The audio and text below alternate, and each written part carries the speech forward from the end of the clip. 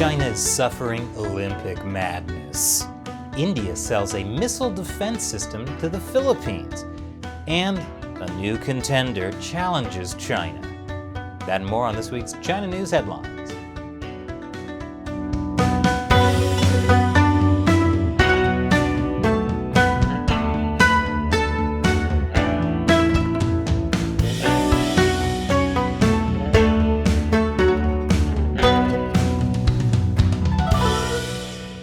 Welcome to China Uncensored. I'm Chris Chappell.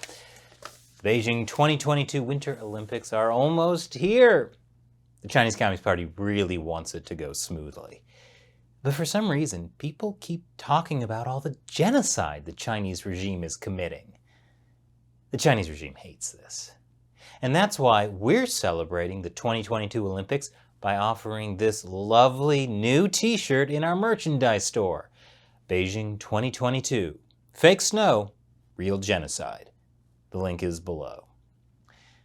Now you might be wondering why we don't have the Olympic rings on the t-shirt, or even the word Olympics. Well, it turns out the International Olympic Committee is very litigious and considers their Olympic trademarks sacred. Too bad the IOC doesn't feel the same way about human rights. But when you wear this t-shirt, you'll be helping spread the word about not just the fake snow China is using, but also the very real genocide. And the best part is, these shirts aren't made in China. So visit chinauncensored.tv/merchandise by clicking the link below. But speaking of ignoring genocide, Chamath Palihapitiya. He owns a stake in the NBA team, the Golden State Warriors. And here are his thoughts on the Uyghur genocide. Nobody cares about what's happening to the Uyghurs, okay? You bring it up because you really care, and I think that's nice that you care. The rest of us don't care. I'm just telling you a very hard... Wait, you're saying you personally don't care? I'm telling you a very hard, ugly truth, okay? Of all the things that I care about, yes, it is below my line. Okay? Of all the things that I care about, it is below my line. That obviously caused a huge backlash. Because, guess what, you jerk? A lot of people do care about the Uyghurs. The Warriors were quick to throw him under the bus, tweeting, "As a limited investor who has no day-to-day operating functions with the Warriors, Mr. Palihapitiya does not speak on behalf of our franchise, and his views certainly don't reflect those of our organization." Notice how they don't say which of his views, or mention the Uyghurs, China, or genocide. Because the sad truth is, in a way, Palihapitiya is right. The NBA's silence on China proves it's less interested in human rights than the bottom line. And it's not just the NBA. Why do we do any business with a country committing genocide? Because at the end of the day, a lot of people really do care more about their own bottom line than some faraway ethnic group's basic human rights. Not me, though. That's why I made the very unprofitable decision to call attention to China's human rights atrocities. What I'm trying to say is, please buy my t-shirt. But the Olympics look like they're heading for trouble. Omicron is raging throughout China, and people aren't even buying China's claims that the Omicron outbreak in Beijing came from Canadian mail. Look, I like blaming things on Canada as much as the next guy, but that's too far even for me. China has now canceled Olympic ticket sales now that cases have been found in Beijing, which is actually perfect because now tickets will only be distributed to a selected group of spectators. So no pesky troublemakers can get in, especially not all those prominent activists who are being rounded up and detained ahead of the games.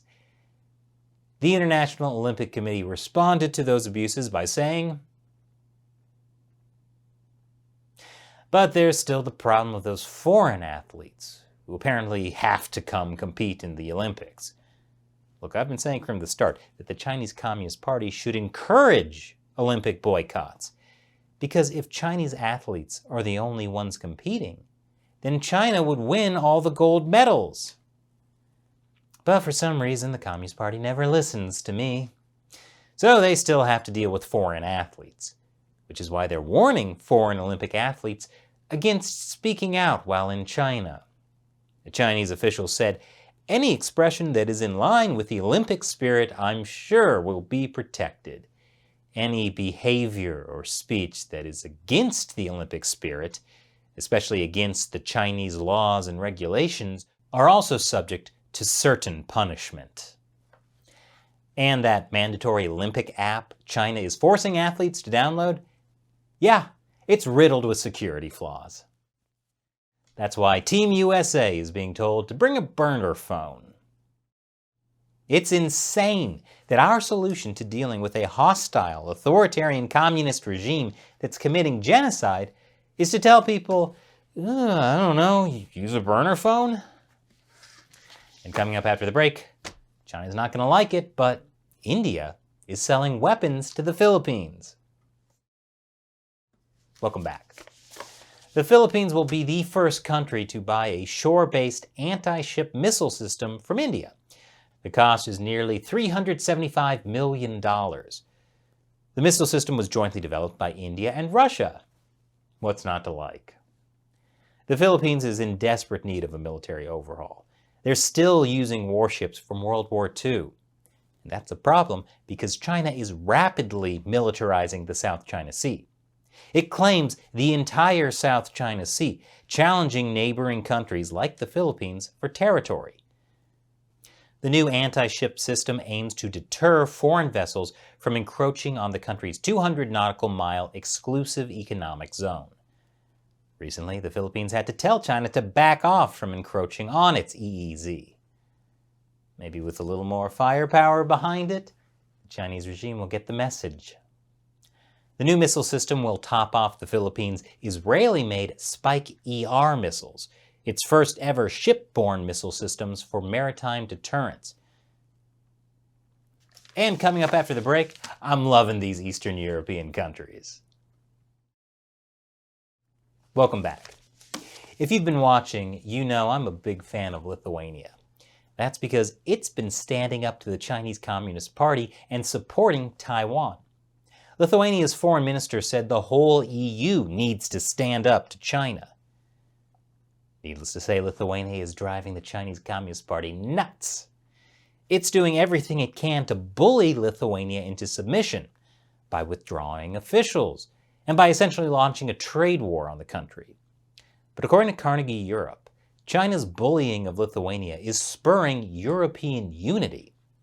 And now, Slovenia is also standing up to the Chinese regime. China was shocked by Slovenia's plans to allow Taiwan to open a de facto embassy, and has condemned it. This is basically how the whole fight with Lithuania got started. And considering how we started the show, I'm glad to be talking about a country not selling out to China. Speaking of not selling out, Conflict of Nations World War III. Now, I have not played it myself, but I noticed this ad for the game floating around on Facebook. Notice anything? How about the fact that Taiwan has clearly invaded China, seized most of it, and is now calling it West Taiwan? They say life imitates art. I sure hope it does. It's the rise of the machines! Seriously, a Chinese property giant said its employee of the year was not a human, but an AI program. It's an AI-powered debt collector named Sui Xiaopan. At first glance, Sui is depicted as a beautiful young professional in her 20s. Why do I get the feeling we're not yet at the end goal for this technology? The Chinese Communist Party is all about replacing its mindless communist drones with actual mindless AI drones. Like the time China used an AI news anchor that was almost indistinguishable from a real human. If the news is fake, why not the anchor? Especially because China may soon be running out of people. China's birth rate fell to a record low last year, like the lowest in decades. The figure marks the lowest since 1960, when the Great Famine, caused by the CCP's Great Leap Forward campaign, killed an estimated tens of millions. So literally the only time the birth rate was lower is when everyone was starving to death because of botched communist policies. But at least China is mining a record amount of coal. Yep, Good thing China's working so hard to fight climate change. And in a reminder that China is a totalitarian regime like something out of a sci-fi dystopia, the Chinese Communist Party is running a program called Operation Skynet. Yes, Skynet, like in Terminator. This is not the first thing they've called Skynet. Apparently they really like the name for some reason. But the party used this different Operation Skynet to hunt down people who have fled China. And apparently it's been very successful. According to the NGO Safeguard Defenders, since its launch in 2014 as part of Xi Jinping's anti-corruption campaign, 10,000 are claimed to have been successfully returned from over 120 countries. China uses no legal means for this. They literally kidnap people from other countries, or they threaten their families in China if they don't return on their own. Swell guys, aren't they? And on a lighter note, a Chinese woman stuck in a 14-day quarantine center watched helplessly as her home surveillance cameras caught her dog tearing up her home. I'm glad we could end on a fun note instead of something like a woman watching helplessly as her home surveillance cameras caught healthcare workers killing her dog. Speaking of killing small animals, Hong Kong is killing 2,000 hamsters and other small animals because there was a Delta outbreak at a pet shop. Authorities saw two possible sources for these infections: that the virus had spread from the pet shop employee to the customer, the most common method of COVID-19 transmission, or that the humans might have been infected by animals. So, just in case COVID came from hamsters and not other people like it normally does, Hong Kong authorities will be killing all the hamsters in pet shops. Hong Kong authorities are also encouraging people to give up their own pet hamsters for humane disposal. Now, hamsters are being abandoned in the streets of Hong Kong.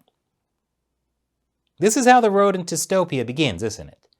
Hong Kong 2047. Feral hamsters roam the streets of the abandoned city. But some residents are resisting the Hong Kong hamster massacre.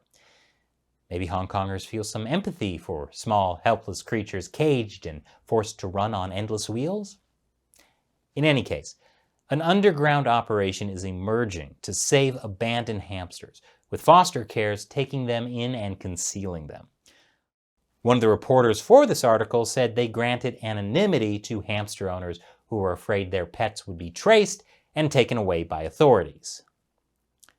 Hong Kong was once the freest part of China, the only part with some semblance of free speech and democracy. And now, after the Communist Party's crackdown, people are afraid the authorities are coming for their hamsters.